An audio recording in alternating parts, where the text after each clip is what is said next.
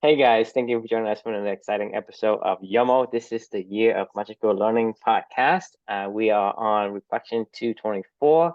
I think this is a particular book that I think is important to me, so I'm not gonna say anything much other than just hand it over to Chris and see what we got. Yeah, this is apparently, I guess, a pretty famous novel that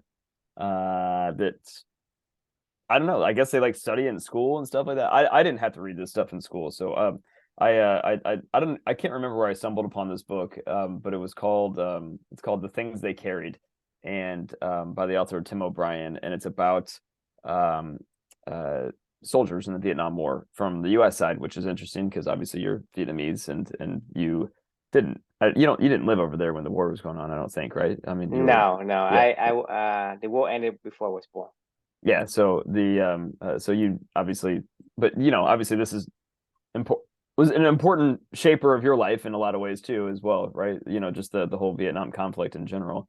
Yeah, um if it wasn't for Vietnam War, I would not be in the United States. right, exactly, yeah. So I mean, it definitely changed a lot of people's lives, and certainly the soldiers that fought in it changed their lives as well. And this book is about Tim O'Brien, who is a Vietnam veteran. He wrote a memoir about his life, about the war, about post-war, about what he experienced, and all the highs and lows of the camaraderie of fighting amongst his brothers, but at the same time, death and killing, and then what it's like to come back home and try to reincorporate yourself into a different world, and all the struggles that go with that, and all the stuff that goes into a lot of these things, right? So it was a I guess it's become a pretty famous book, and it's called The Things They Carried, and it was about the things that they carried, and that was how it started. It was about like Hmm. literally the things they carried, and then kind of metaphorically the things that they carried,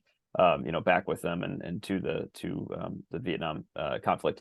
So this is my reflection from this particular book. It was a really good book, by the way. I don't know. I'm always a little torn on like war books in general, just because it's like never want to call it a good book. It's similar to like my book, right? Like I would hope that nobody would ever reach out to me and say, "Oh, that was a great book." Like it's not a great book. It was awful. I mean, it's an awful book. I don't want to tell the story. He didn't want to tell the story. But Hmm. the things the reflection title is the stories can save us, right? So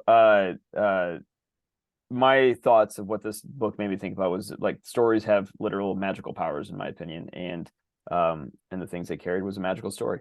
The For the reader, when you're consuming, a book like this, it has the power to change paradigms, right? To open your mind to different experiences, to put you like in the driver's seat. When you like read my book, right? I know you've mentioned many times, you're like, I felt like I was right there with you. I mean, this is very similar. Like I felt like I was right there with Tim and his platoon, and Alpha Company, his the people that he was there with, and going through what they were going through, and I could visually see what he was talking about, and how he was describing their life and what they were going through, and it really helped to open my eyes and change my paradigms as to like, hey, this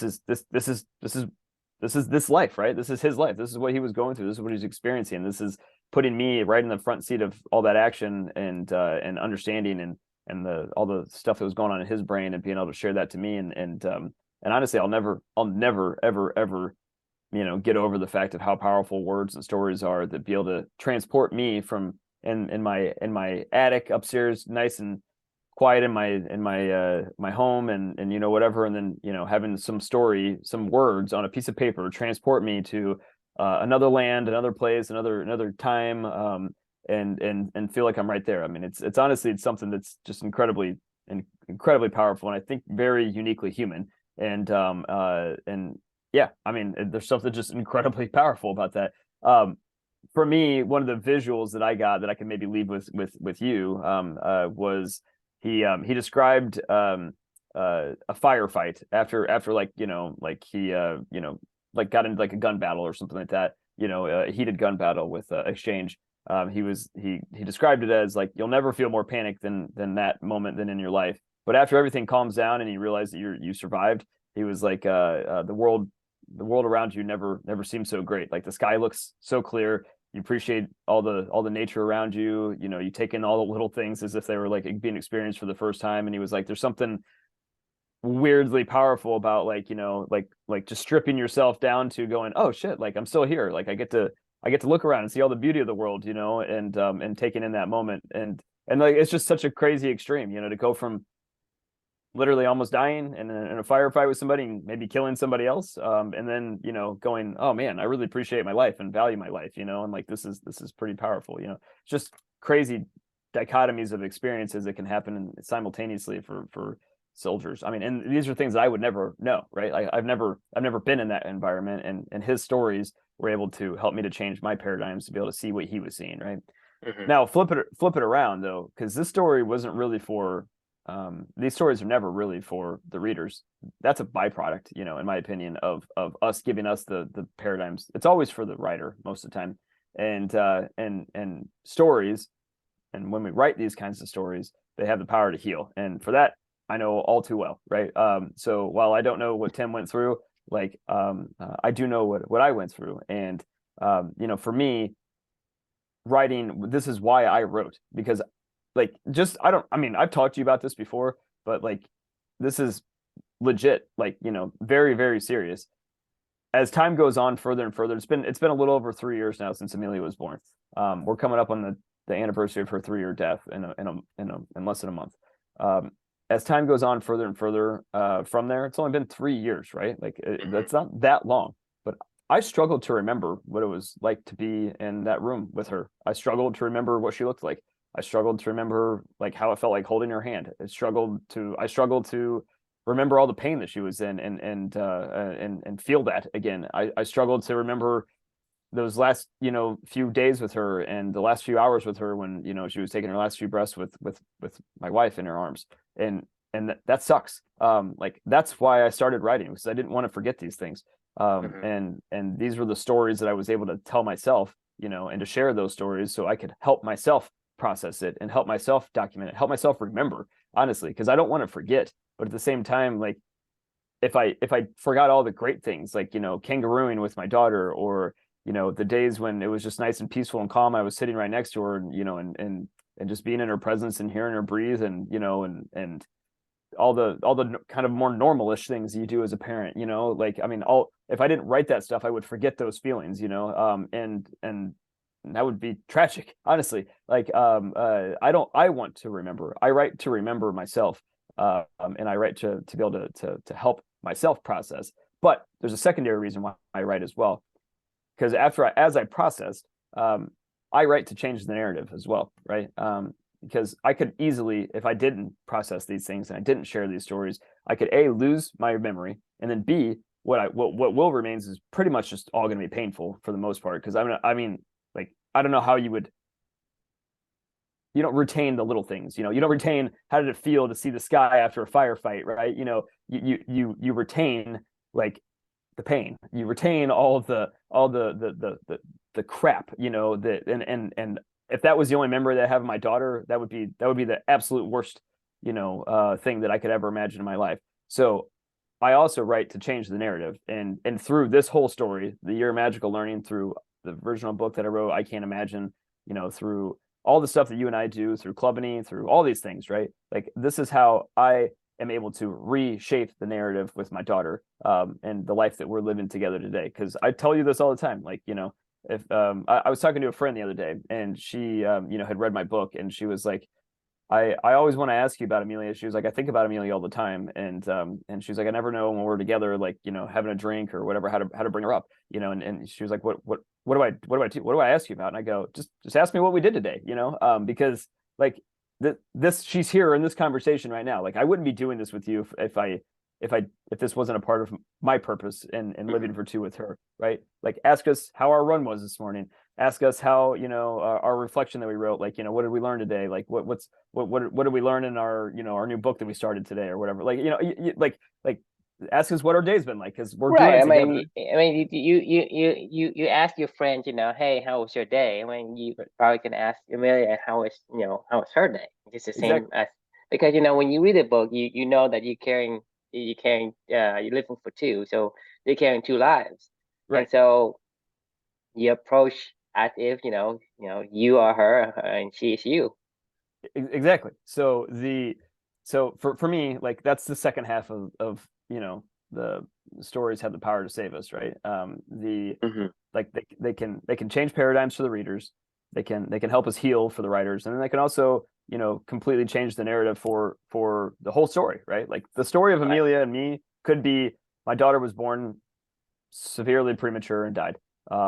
We went through a whole lot of trauma, and that's that. Like, or Hmm. the story could be, we're still together and we're reshaping that, and we reshape that through stories. Like, I mean, like there's no other way that I could describe this other than we've Amelia and I have collectively decided that that's not the story that we want to tell, and we've written the new story, and we're living that new story as we write it, Right. and that's what we're sharing with other people. So, like, it's stories literally have the power to save us. I mean, that's my I don't know any other way to describe that other than, like, writing this stuff out, sharing this stuff, changing the narrative, telling a different story saved my life, and not only, like, and then it helped me to also help my daughter to save her life, in a lot of ways, because she's not here to continue to live on. Nobody gets to see her growing up and all this other stuff, like, but I do, like, through another story, right? Hmm.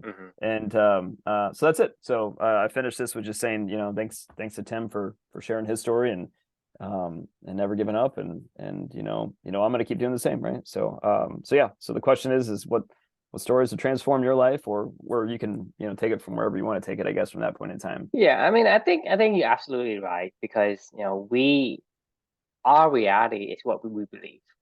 And so the stories, like you say, you can change the narrative in terms of what do you believe, is happening between you and your daughter. And that is what becomes your purpose.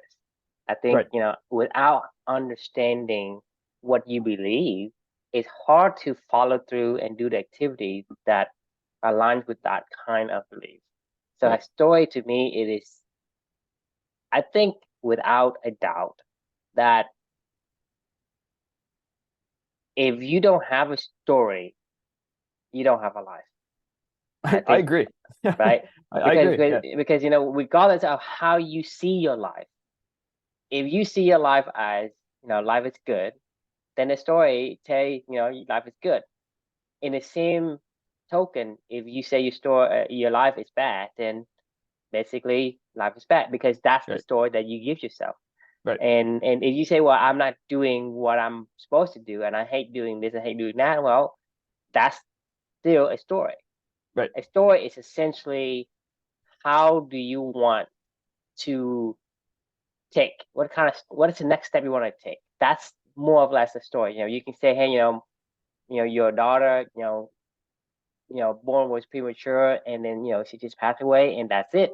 Or you can take the story and then you do different thing, and that narrative that you created, because it The whole allows story. you to create, because you say, hey, this. I met Amelia, right?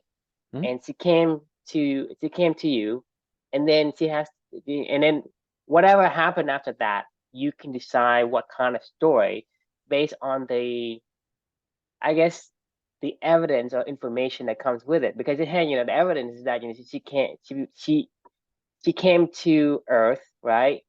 And then she has to go into heaven to get her wings, and then you live for two because so the story can be can be narrated in any way that you want to, or it can Right. be narrated for you, depending on if you have any kind of, I guess, control over that in terms of, I say, well, I do have control or I don't. If you say I don't, then you don't. If you say you do, then you do. And so that to Exactly. me, that's how powerful a human mind is. Its ability to take something and live it. Because the thing you think about me, right? My name is True, right? It doesn't mean anything in Vietnamese. It doesn't mean anything in Vietnamese, but Right. it sounds like true Right. in English. Right. Right. Yeah. Because Yeah. of that, I I speak the truth most of the time. Right? I Right. just I just cannot do the opposite. It takes too much work. Right. for whatever reason, that was instilled in my head, right? Because Mhm. if you think your name has a meaning, then it has meaning. If Yeah, you I think agree. your name doesn't have meaning, then it doesn't It have meaning, doesn't. Yeah, I agree. right? Because the thing is, if you say, I'm this person. I mean, regardless, the thing is, and it's not to say that, okay, if you name your kid something and they'll be that. That's not always the case. It's only if the kid believes it. If the Right. kid believes it, he's gonna say, well, if my name is true and it sounds like this and it reminds me of that, it's basically a cue or a trigger for us to remember the things that associate with that, true, integrity, and all that. That's because I think so. It's not Right. because my name is, right. Right. You, so Yep. you can tell me, hey, my name is, Prince. My name is billionaire, whatever. If I Right. don't believe it, it doesn't do anything. But if I believe it, I will be halfway there just because that reminds me all the time. Everybody called me, hey, millionaire, millionaire, billionaire, whatever. Right. You know, you say, hey, you're a knight, right? A knight, this knight, that. And you believe it, it starts to, and this is writing your own story.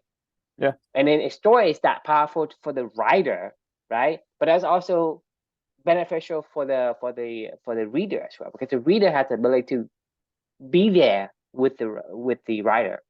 Right. And to me, that there's tremendous benefit for the writer, because for one, is you're able to store this. You store your memory Hmm. onto something that is physical, and it can retain it without having you to keep everything in your head, and having I that don't kind of. I don't remember this reflection.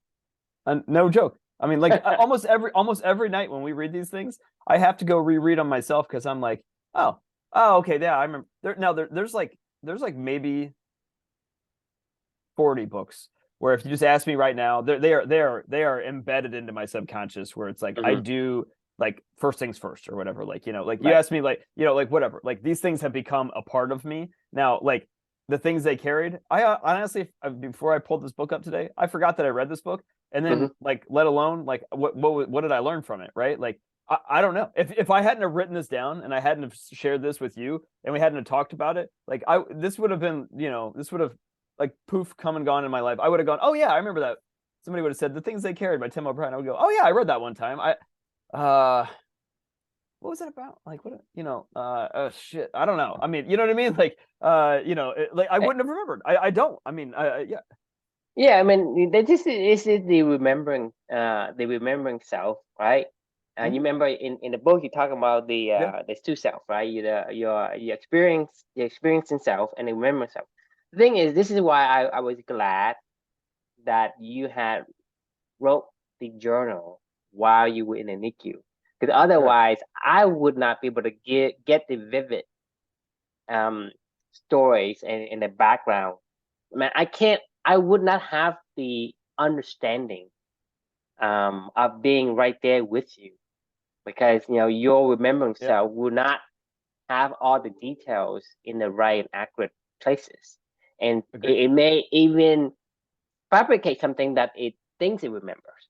And so I think that. 100%. I mean, like like I said, I'm telling you today, that was what I wrote this reflection about. I struggle. I really struggle. I want Uh-huh. to remember like what my life was like with Amelia. I mean, those are probably the 39 most precious days of my life, that I've ever Hmm. experienced. Like most special days of my life. Whether or not some of them were very filled with pain and scared and all that other stuff, but either way, like there's nowhere that I would rather be than those 39 days of my life if I could. If I could choose, if you could tell me to go anywhere in this world at any time and place, I would probably go back to those 39 days. And I struggle to remember those 39 days. Like, I mean, I literally do. I was thinking about it this morning, like, because right now is the time between March 15th and April 22nd when she was alive. And I was trying to Hmm. remember like what was, it's March 29th. What's going, what was going on today? Like I forget. Like so she would be 14 days old. Like what was, I don't remember. I don't know. I mean, I guess 14 days she would have been past her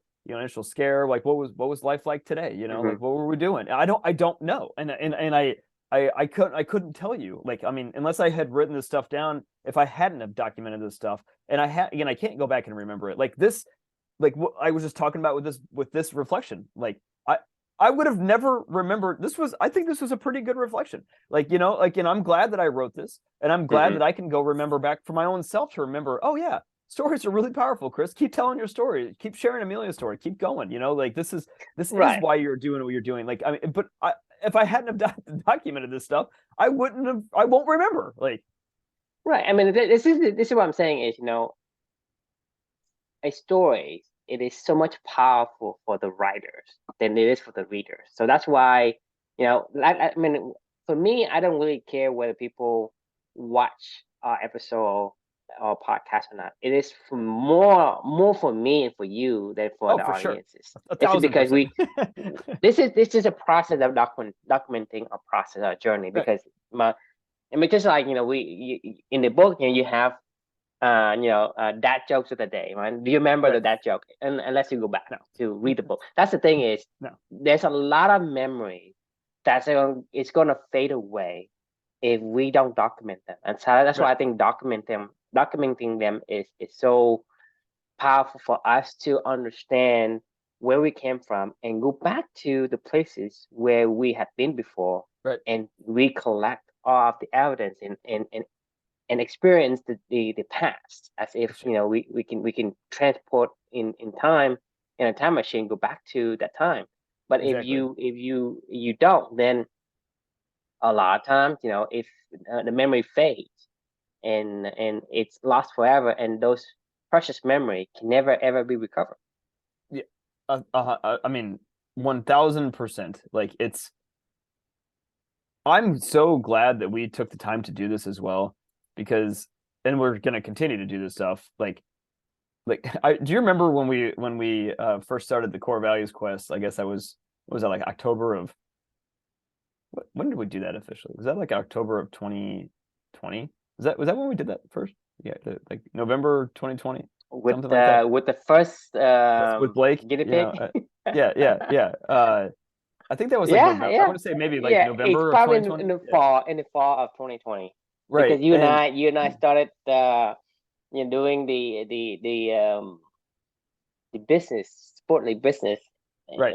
I think Like like August, July like, and August, yeah, July July. Yeah, I think it was August July. somewhere, Yeah, I think it was July. and Yeah. then we Yeah. transformed that somewhere in October or November, and then Right. I think Blake was our first experiment. Yeah, exactly.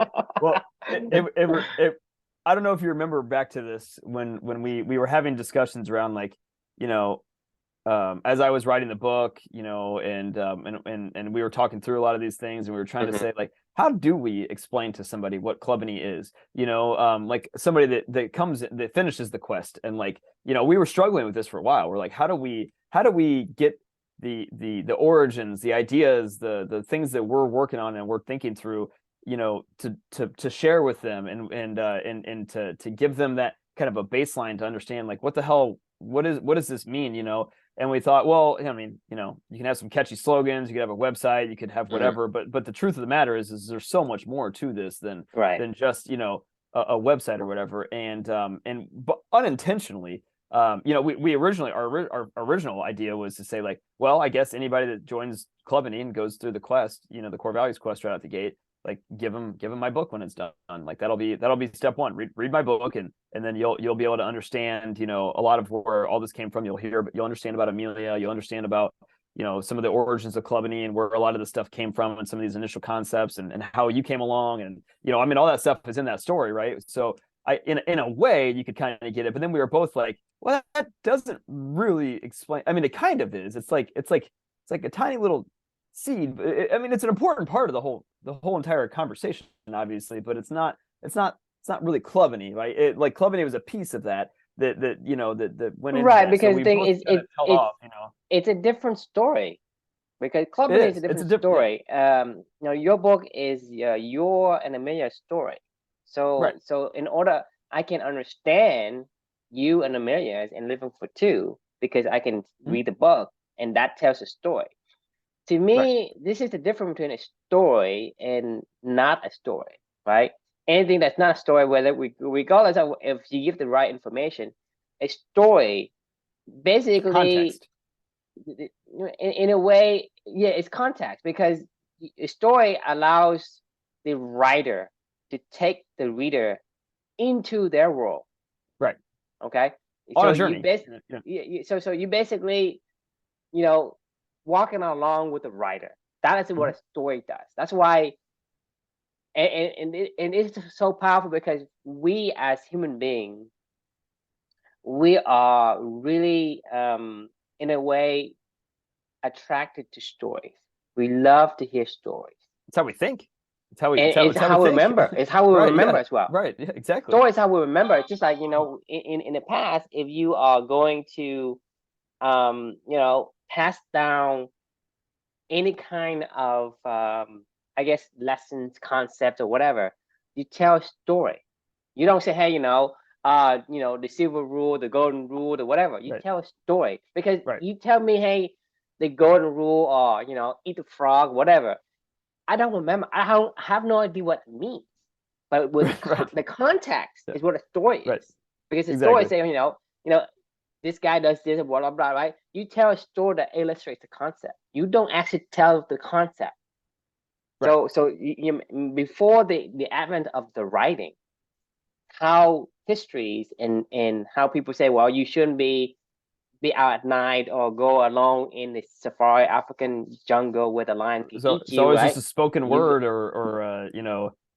or just a story. I mean, it was just a story through a spoken word that was passed down from people to people. I mean, that's basically what the Bible is. That's basically what exactly. like mythology is. I mean, like that's I mean, It's always a concept, right. but it's illustrating the story because we, as human beings, only remember story. So Right. story is essentially a memory storage, right? It's a memory palace. Right. It's and that's why I think anyone who doesn't have stories, or story that they can change them, I think they don't understand what story is. Story is just memories, right? Because Right. I mean, you tell kids about the stranger danger, right? I mean, even if you say stranger danger or make any kind of alliterations, and buzzword or whatever, kids have no idea. But you tell a story, and everybody knows a story about the boogeyman or whatever, Mhm. they understand and say, well, stay away the boogeyman. That's the moral of the story. I mean, every story has a moral. Every story has a lesson. That's why there is stories, and I think people are missing that point. Is having a story is essentially our ingenious way to store the memory that we have to pass Yeah. on to ourselves, to our kids, and to other people. Because we can't remember this shit. Like I can't remember everything about the things they carried and what Tim O'Brien went into and described in this book. I can't remember that. I don't have to. As a matter of fact, like writing for me is a way for me to purge and to keep focusing on learning new stuff, because I Right. can't fucking remember all this stuff. If I had this still sitting in my head, I would be like, oh, the things they carried, what was that about, and like what did he talk about? Oh, what was I just would never be like, I mean, I write this stuff down so I can remember, the key learnings that I wanted to take out of this. And I have like my notes and stuff like that. Yeah, I can go back and look at my notes, but like that doesn't really give me a story. Those are just notes. You're just capturing like, a quick little like, one liner or something like that. There's no additional context behind That's that, why I think that anyone who want to take notes need to write a story right. Exactly. about That's what whatever the concept is. Paint a exactly. picture. Yes. Don't just write note. Hey, golden rule, the platinum rule, whatever. Right. What the hell does that mean? I mean, without this is what context, it doesn't this mean is anything. this is a note. Stories can save us. Right. That's a note, right? This is context. You know what I mean? Like Yep. this is the story. This is what I mean when I say stories can save us, and this is how this book made me think of that, right? Like, and that is what this year of magical learning journey is, and that's what we, So going back to what I was talking about when we were talking about how do we describe to man, Luca's up and crying. Felicia's on spring break, so she's out having lunch with a friend right now, and I had to go put him down, and I put him on camera because I thought I heard him squirm down there, and he is now, he's up and flipping around. Anyway, hopefully he falls back asleep. This So is nap time. it is nap time. Yeah. Okay. So but as I was going back to what I was talking about before, of like when we were trying to describe to people like what is Clubany, what was the story that we wanted to tell them, and we were like, maybe I Can't Imagine will tell that story, and then we were like, well, I mean, rightfully so, we got a little cold. A part of it, but it's not the whole part of it. story. Right. And you know, as much as like I want people to learn about Amelia, I was like, I don't want Club Clubany is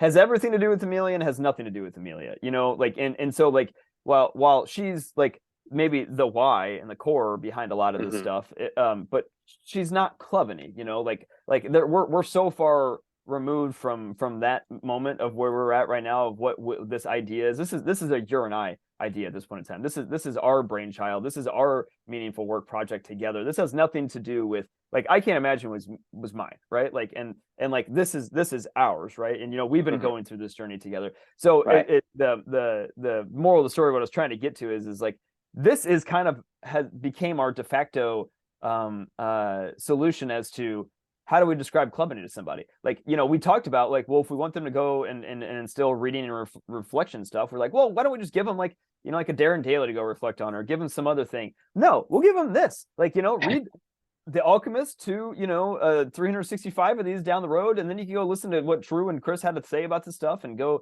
dive deeper as much as you want to dive deeper, reflect, write your own notes, you know, tell your own story off of it. But at the same time, like this is literally taking them step by step of the way through of you know 3 years of us developing this stuff, and we're not going to stop after this. I don't know Hmm. where it goes after this, but you know like the point is we'll keep documenting and we'll keep sharing, we'll keep growing and learning and figuring out what we want to do going forward. And you see in anybody else that wants to jump into it, they can at any point in time, and they can say, oh, okay, like I'll go follow my own evolution of this, and you know I'll catch up when I catch up, you know, and I'll come and ask you guys questions when I get to a point in time where I'm like, I don't understand, you know, like what do you mean, like, you know, how does what does stories can save us mean? And we're like, oh, let's talk about it, you know, like, you know, this is because we won't remember. Like there's no way if we were to go if we somebody finishes their quest today, we have 10 new Clubany, you know, let's just fast forward in the future. We have 10 new, you know, Clubany scholarship recipients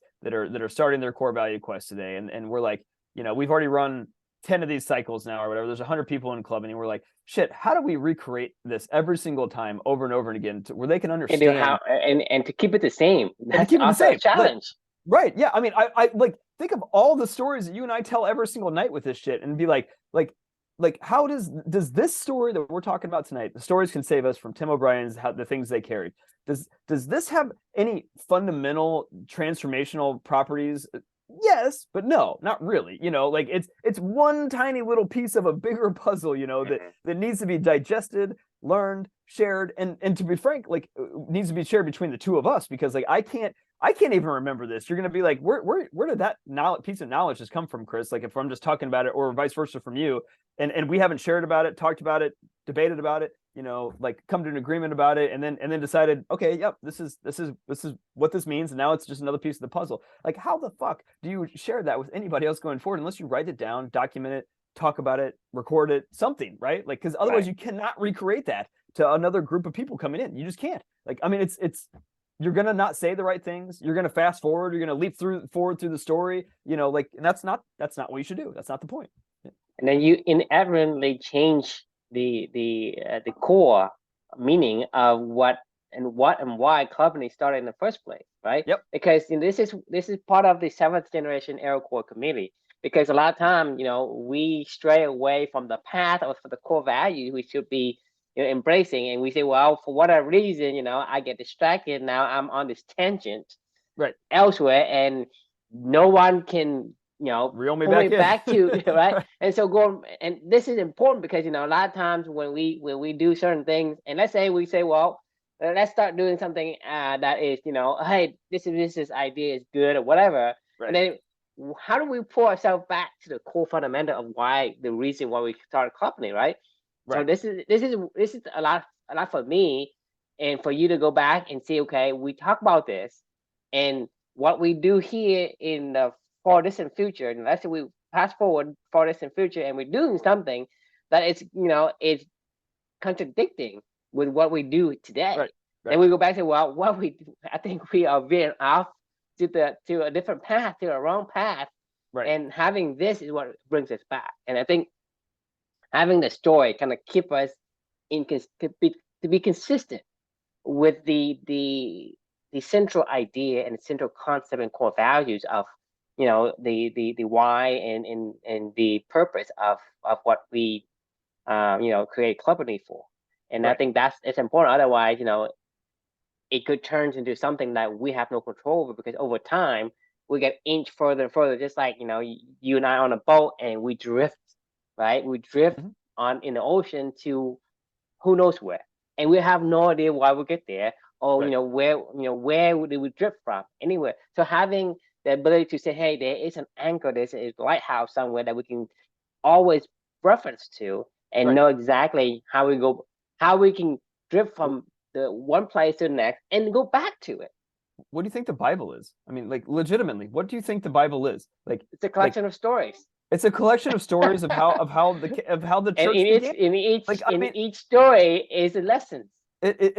each story is a lesson, and each story, you could be never have heard of Christianity or Judaism or anything, and then you could go pick up this book, and you could slowly but surely, on your own time and your own journey, you could learn what this is all about. You could learn what each story is and how it compounds on itself, and then you can go engage with other people about it when you're ready, or when you're not ready, or when maybe it never takes to you, maybe it doesn't matter. But like, for in perpetuity going forward, like, everybody that ever has read the Bible knows, or that has studied it, or has gone to school that's based off of it, or learning lessons off of it. We all speak a similar language, and we kind of understand sort of what's going on. People that get really into it, maybe they become priests or something like that, or whatever, and they really want to, like, dive into deeper into this But stuff. then, Those people, also, like, throughout the Christianity histories, there are many things that the Vatican did, right? They did, Mhm. and they stray away from it, and then they went back to it, because the Yep. book's still there, it still exists. And so a lot of things they did in the past, like, whether we do it on a crusade, or when we're on a mission, they tell some people not to do this, not to do that, right? And they forbid, they make rules to forbid or to allow certain things. Right. But over time, they go back and say, well, what we implement a new rules to forbid or to allow certain things, they actually took back some of those rules, because they go back to the Bible and say, okay, this is what it say.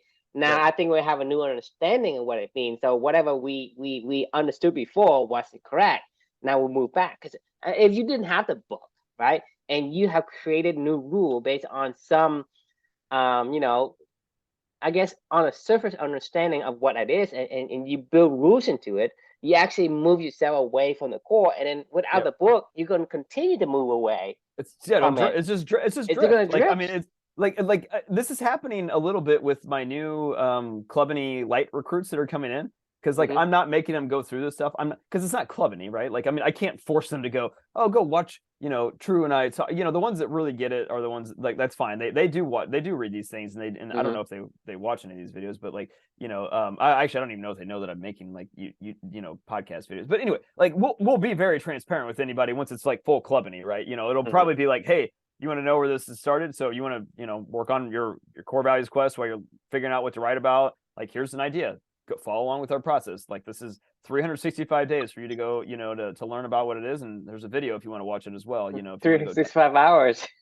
Uh, exactly, exactly. I It's a mean, lot. I mean, I mean, I heard something about that. If you spend 100 hours a year on any subject, right, you Right. are better than 95% of all the people in that subject.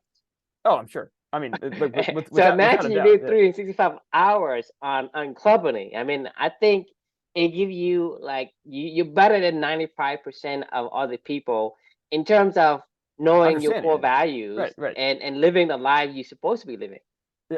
For sure. So, like, but to your point earlier of the drift, like, because I'm not making somebody go through a documented process. When I Mm-hmm. first had my first Clubany Light group, that when I took over this role, Mm-hmm. I passionately told them the story of Clubany, basically, without saying Clubany, but I was like, this Right, is about Amelia, this is about how that shaped this, how this shaped this, how this did right. this, how that, and I told them all that stuff, right? And I spent painstakingly took a lot of painstaking amount of time to describe that to them, so that they understood what the origins of this were, even though they didn't know necessarily what it was, like what the origins of all this stuff was and why we were going to be doing the why that we were doing what we were doing going forward. Now with the new people that I inherited into this whole entire thing, it's now more of a, this is just what we do, and follow along with the other people, and I'll slowly reveal stuff over time. But they don't, I know that I haven't done a good enough job of spending the time, because it's exhausting. Like, it is exhausting trying to explain all of this to somebody. You know what I mean? Like, I don't have. But like, this is what we talked about yesterday about fractal, right? You should not Right. be explaining to every single recruit. You're supposed to only, your first layer, the first class, right? Right. You explain to the first class. Then the class you explain to will have a class of their own. I mean, that's the way it should be, because otherwise, if you have hundreds and thousands, even millions of people, you can't explain to everybody, regardless if you make videos or whatnot. It's not enough. No, not at all. And that's the funny thing about, Christianity or whatever. Like, you can't just walk in, like, for somebody to understand the faith of Christianity at the level of like a priest, or Catholicism at the level of like a priest, it would take them a college education, years and years of practice, years and years. Like, it's like Buddhism, right? You can't just walk into a Buddhist temple and say like, oh, I'm a Buddhist. They're like, no. That's cute. That's cute, but you got a long way to go, But for them to be able to describe that to anybody, like, and to take you on that journey, that is an insane amount of time. I mean, think about the time that you and I are putting into us even figuring out what Clubany is and blazing the original trail and leaving the crumbs going. We like you said, we put in, on a daily basis. We're doing this for almost 3 years, right? And we meet every day for an hour. That's not including the activity we do on our own, which is reading, writing, exercise, right? And all that. But that's the thing, is we spend 3 years of at least an hour. Oh, like, it's 3 hours a day. At least 3 hours a day. Right. Yeah, like it's like, at least for me. In between reading, writing, this, and all the other living for two, but just other living my values. Like, I'm not even counting that stuff. I'm just talking about the basis of the ideas and fundamental principles of Clubany. It's at least an hour. It's at least 3 hours a day. Right. So the bottom line is this tremendous amount of hours that we put into this thing, which to me, it seems like a breeze. Right. It does. I don't know about you, but it's part of who I am. It's part of life. So it's part of the story already. Right. So it's not like, I'm saying to emphasize the amount of hours. We can't give that time. Yeah, we can't give that time to anybody else. We can never take it and just yank it. Hey, here you are. Right. This is, you need to have this amount of hours to understand. So that's my point.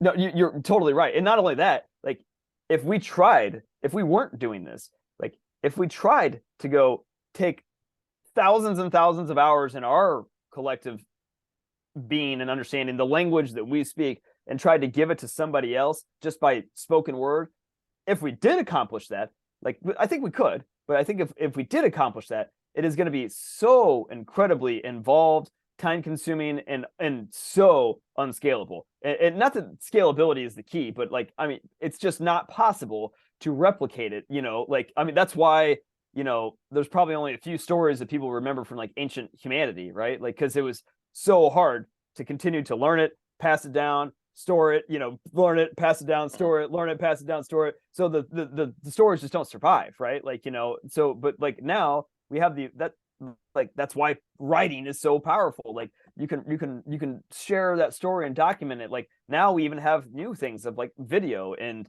YouTube and the internet and whatever else we want to document and store the stuff on. But we can help other people at scale now. And so we just continue to do what we do best. We just beaver and we beaver, we document. That's how we do. Right, beaver and document. Like I said, I don't mind if people watches it, and I don't really care if people don't. But that's the thing is, I'm doing this for myself, right? Right. And I'm just documenting the easy way. Just press the record button, you just document it, and that takes no effort at all. And so I'm not veering away from the things that I like to do, just to document and put on a podcast or something like that. So, Right. like I said, before when we were doing something that is, kind of out of the way, I said, well, that's not aligning with what we do, with what we want to do. So Right. we gotta X that. And so having the ability to document, it's more for ourselves than Mhm. for other people, but it's also a benefit to other people if anything else.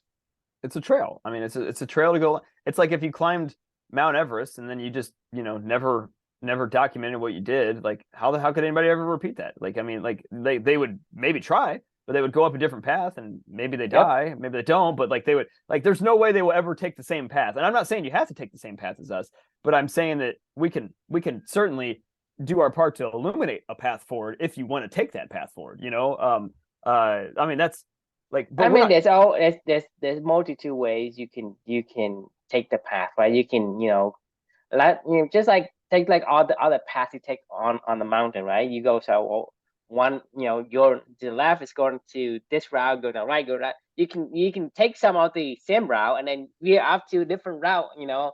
along the way. And so you can pick and choose the path, the collective path that you have. But Right. some of the paths has already been labeled for you. Hey, go to the left is, off the cliff, go to the right. So, Yeah. whatever. So having Why the not learn ability from to others, take segments and sections of each of these paths and make your own. Exactly. Yeah. I mean, I don't know. I'm glad. The more and more that we do this, the more and more I I'm almost getting more sad because I'm like, shit, we're already at 224. Like I can't even honestly, I can't fucking believe that we're at 224 of these. And I don't mean that in like like I didn't think we could do it. I'm just like I'm almost more of a like I didn't even realize we were at 224. And I'm like, holy shit, we're already at 224. There's only 140 left. And I'm like, what are we gonna do then? Like now I'm like worried that we're like now because it's fun and we enjoy it and we're learning together and we're growing and all this other stuff. And I'm at 353 with my journey, and I know I'm not gonna ever stop doing this. Like I'll probably pull back a little bit on it of like only when I really have a profound thought that I want to document and share. Versus like, did I really need to write the stories can save us from the things they carried? Probably not. Like, I mean, I liked this book, and actually, I'll take that back. I liked this book, and I probably would have wanted to write this reflection. But from the one we did last night with the astro or brief history of time, I wouldn't have written a reflection off that. I would have gone. My notes are fine with that one. Like, I mean, I didn't understand it anyway. I was making something up just for a creative writing exercise. If I'm going to use my creative writing exercise, I'm gonna go do something completely different, creative writing wise. But this stuff, as it pertains to Clubney, I'll pick and choose. When I continue to do this, and I'll continue to bring it to you, and we can continue to talk about these things. But it won't be able to be like every single day, like forever and ever and Yeah. ever. Like it'll have to morph into something different. Yeah, it's gonna have to. I mean, the pace is gonna have to slow down a little Right. bit, just because we don't have enough books in the pipelines or reflections in the pipeline to kind of get on and do a podcast Exactly. about. And I think that's the sad part. But it's always, to me, even the Bible is, has a beginning, has an end. It doesn't goes Right. on forever, because eventually, because if we talk about all of the things that is related to company, we understand what company is about. I think that is what the the mission of documentation is about. Yeah. Yeah. Yeah. Because eventually it has to say, well, this is the This inclusiveness is of what it all is. what Yeah. what company entail, versus Right. how it goes on and on and on. So how do we know what is the core? How do we balance everything out Right. in the grand scheme of things? So eventually, some of these things going to have to stop, because eventually you get to a certain books, it's a repeat of another book that we've done before. So Right. the only thing we can do is maybe enhance the It's the a the tiny lesson we tweak. learn and It's tweak it's it a to this and there, but it's an add-on to something a concept we already have, but or eventually the you know, tweak is gonna not gonna be impactful, just because it's the right. same thing we talk about 10 times, 100 times already. I'll give you an example of that The beaver exact must thing. dance. Well, yeah, I mean, how many times have we said a beaver must stand? But no, I did Talking to Strangers and Blink, two Malcolm Gladwell books in the past 2 days. Mhm. Like this was about your, slow down time for your elephant's greatest tricks, right? You know what that means, but we already know what that means. Like, and like I already read, like the fact that I read Blink and Talking to Strangers, I've read Blink and Talking to Strangers now 10 different times. You know what I mean? Like, I mean, like it's like this is not a new concept to me at all. I learned some fun, interesting enhancements onto it. But the concept of Blink, is not new to me. The concept of talking to strangers and implicit bias, and we've talked about this shit already a million different times. We've talked about the power of our elephants, thinking fast and slow, nudge, all these fucking things, right? You know what I mean? Like it's like we can't go any further on that neural path, very much further. I mean, certainly, once the elephant has mastered the concept, then they don't want to. There's nothing for us to add to that for it to become more masterful. Right. We want novelty. We want new things that'll completely shake, a whole new paradigm out of us, and we're like, oh shit, I didn't see that.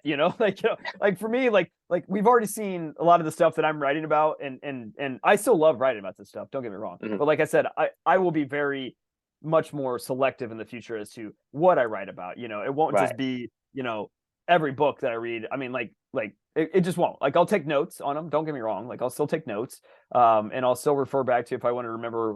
Oh, what was that cool psychology study from Blink? About Dr. John Gottman and the how he can predict divorces within 10 minutes of observing somebody. Like what was that again? Like I might refer back to that, but I don't need to that doesn't enhance any clubbing stuff. You know what I mean? Like and a note is fine for that. It does not need to be this story that we tell, and we're continuing to shape the narrative around clubbing. So I agree with you. I think we'll slow down, but either way, it makes me almost sad. We'll find something else. I mean, the thing is, we always, as long as you have the clubbing activity, right? The core values and I guess the beavering on purpose will always happen. Yep, exactly. All right. Well, I have to ask respectfully to go. Luca is still dancing in his crib right now, and I need to go put him back down to sleep before my wife gets home. And it's like, what the fuck? I can't even leave here for 5 minutes to go hang out with my friend for a lunch while I'm on spring break. Like, and you're gonna be like, no, I was talking. You're absolutely right. You should not leave me again. Exactly. All right, man. Well, that was fun. Thanks for the midday, fun. And that was good discussion. Any final thoughts before we jump? Yes, I think the stories. Everybody has a story, and stories are not just for fantasies anymore or a fairy tale. Because in real life, story does affect who you are and does influence who you become. They transform your life. I mean, in a lot of ways, if you leverage them the right way. So the question we can leave for everybody else is, what stories have transformed your life? Thanks for joining, and we will see you all tomorrow. Sounds good. See ya.